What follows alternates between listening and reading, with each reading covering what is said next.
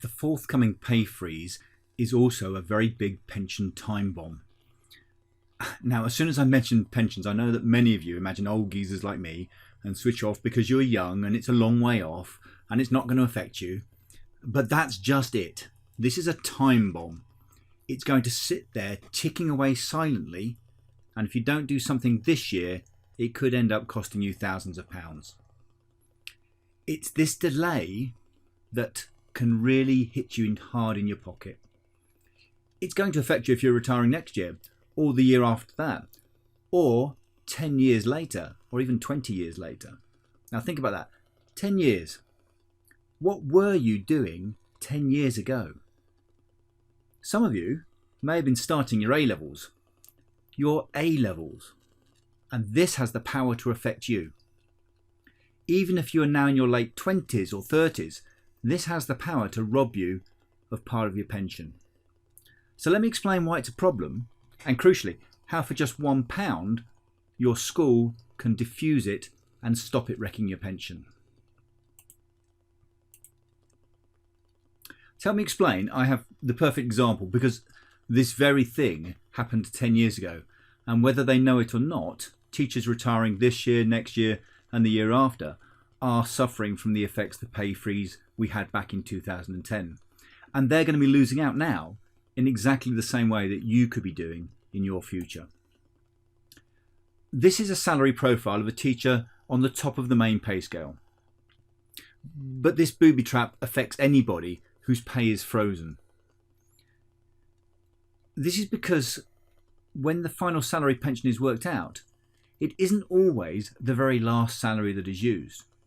So although the 2020 salary here is the highest, there is another calculation. It's called the best 3 in 10. And salaries from the last 10 years are revalued by the pension scheme to account for inflation, and then the best 3 consecutive years are averaged. If they are higher, that is used instead of your last year's salary. So let me show you what effect that inflation has. So these are, the orange bars are the revalued salaries. And if this was going to be used, you could see that the higher salaries are now on this left-hand side of the graph. That's a factor because teachers have had many years of below inflation pay rises. Something you could probably foresee in the future for a little while yet. Now they are higher than that 2020 figure. So our best 3 consecutive years here would be used if this was how it was worked out. Now notice I said this is if this was done, because this shows what would happen if salaries were adjusted by inflation every year. And this is the bomb. This is the bit that causes the problem. The pension scheme only revalues salaries when they change.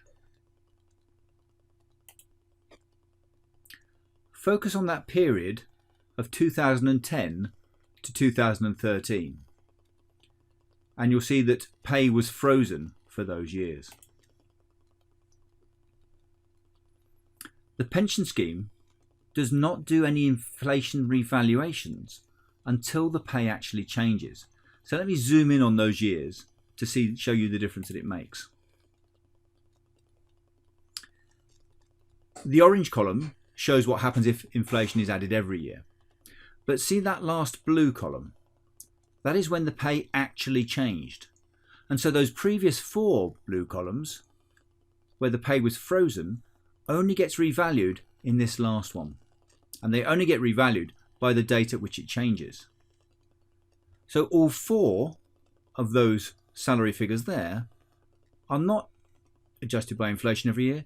They're adjusted by the inflation from the last year, and you'll see that they came to the same figure. This is that yellow line. See, they're all the same height.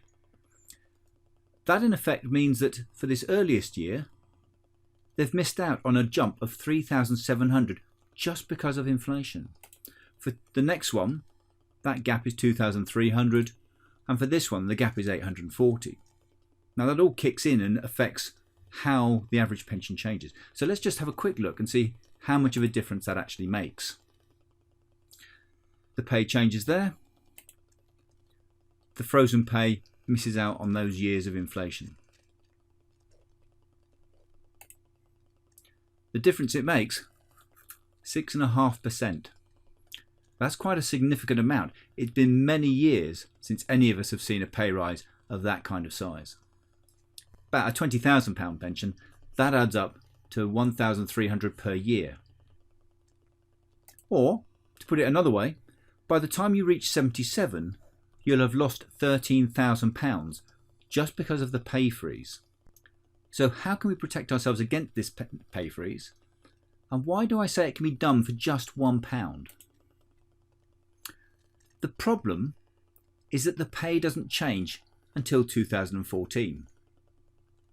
So all of those years where it is frozen are only revalued from the year at which it changes, this end of 2013. So all 4 of these get revalued to this £35,139 figure. The solution is to have a pay change. Any amount will do. So a pay rise or a pay cut of just £1, 552, 53, back down to 52, back up to 53, will stop you losing out on the inflation increases.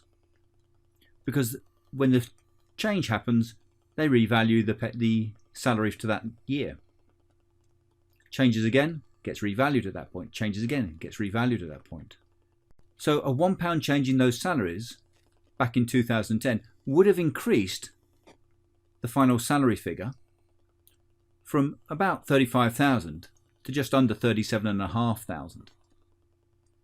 And that's only by having £1 change in your salary to force the revaluation every year. Hopefully you can see that this is very relevant to the pay freeze the government has announced we will be getting. So let's look back at the pay chart just to put that into perspective for now rather than back in 2010. Remember, only the most recent 10 years are used. So as we're getting to 220, 221, these early years are not going to be used anymore. So let's get rid of those.